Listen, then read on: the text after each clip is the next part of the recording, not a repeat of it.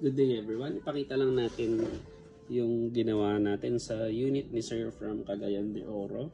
And mag-share na rin po ako sa inyo ng tip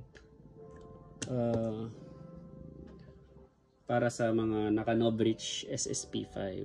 So, sa mga ibang no-bridge unit na high kappa, hindi ko alam kung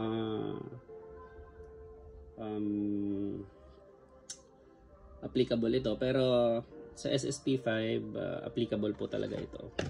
So ang pinagawa ni Sir na sa unit niya is Magwell na for no bridge SSP5 kasi yung mga common high kappa like Tokyo Marui, WE na Magwell hindi po magkakasya dito nang hindi kayo nagbo-modify sa grip. So and then yung slide pala, front slide. Magpapalagay din pala si Sir ng vector optics na red dot. So, at saka yung trigger pull niya, pinaayos na rin niya. So, yung trigger pull, tinanggal natin yung over travel, saka yung konti lang, saka lumambot. Konting slack pre-travel.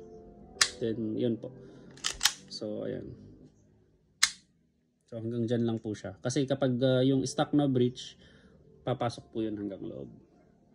So, at saka isa pa, nagpalit din tayo ng nozzle spring AIP 140% kasi yung stock nozzle spring ni no bridge is napakalambot. Ayan. Then,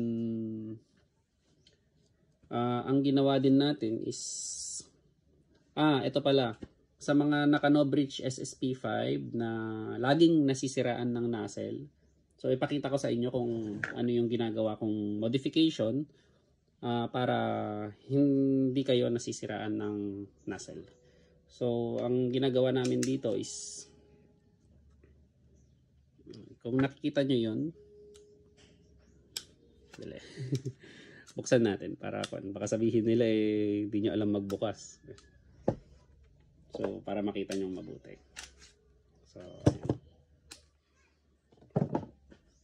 So, for no bridge SSP5 users, para po sa inyo to.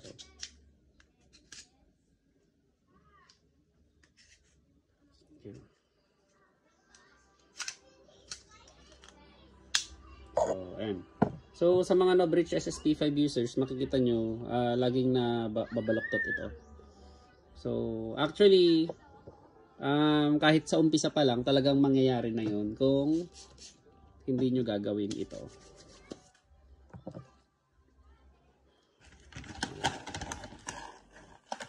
Ito kasi, yung stock na chamber ni no bridge is, pakita natin. Yan. Masyado po kasing mahigpit yung BB dito. Kahit po yung magandang BB, mahigpit yung kuminsan nag-i-stack up yung BB dito. Dito po. Dito sa may, anong tawag dito sa tunay na barrel, merong tawag dito sa ganitong sa ganito ng barrel eh. Yung bridge ng bullet papunta dun sa chamber. So dadaan yan dito. Pero sa tunay na barrel kasi, itong ganito is naka-integrate yan sa frame. So sa 1911 makikita nyo or sa 2011 na tunay sa mga 45 caliber 9mm. Doon sa frame niya, sa 1911 single stock, makikita nyo meron siyang parang daanan na papunta pataas doon sa barrel. So si no bridge dito sa chamber niya is mahigpit ito. So hindi siya eksaktong-eksakto eh. Medyo mahigpit talaga siya. So trinay namin noon na iganon. Talagang nag-i-stack up yung BB. Kahit yung BLS BB, kahit yung pinakamahal na BB ang gamitin nyo dito sa no bridge, magi-stack up siya dito sa ramp ang tawag dito. So BB ramp ang tawag dito. So yung ramp niya papunta pataas. So nagi-stack up yan diyan.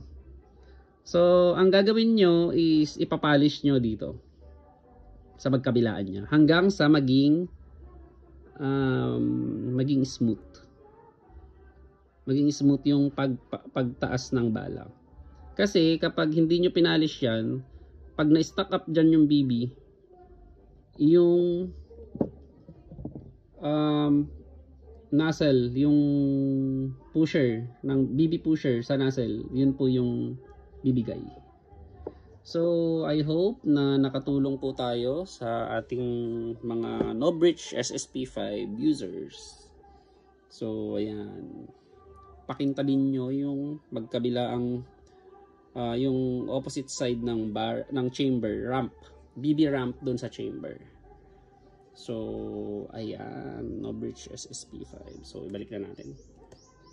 Sabihin nila ayan. So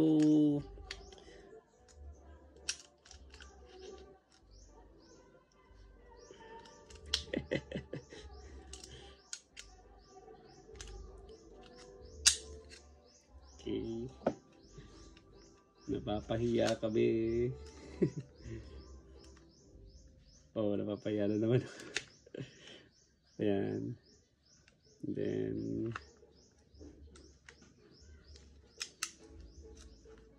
hanapin nyo yung maliit na butas doon.